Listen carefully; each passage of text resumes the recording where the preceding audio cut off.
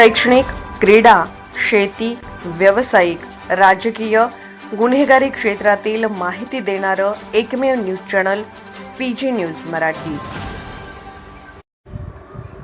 Shrigonda police ठाण्याचे नवनियुक्त police निरीक्षक संजय ठेगे यांच्या प्रभावी नेतृत्वाखाली श्रीगोंदा पोलिसांनी ऑपरेशन मुस्कान अभियानाअंतर्गत उल्लेखनीय कामगिरी करत अपहरण झालेल्या अल्पवयीन मुलीचा अवघ्या एका दिवसात मुंबई येथून शोध घेऊन तिला सुरक्षितपणे तिच्या पालकांच्या ताब्यात दिले।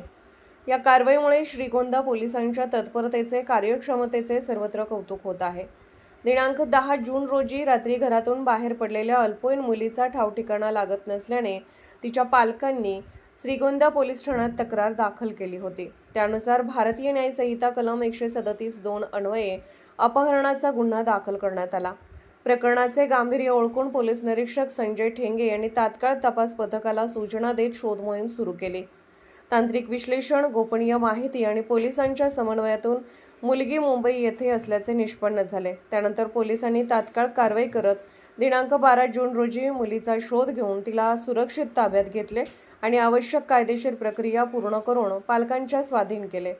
पोलीस निरीक्षक संजय ठेंगे यांनी पदभार स्वीकारल्यानंतर अल्पावधीतच दाखवलेली ही प्रभावी कामगिरी नागरिकांमध्ये विश्वास निर्माण करणारी ठरली आहे।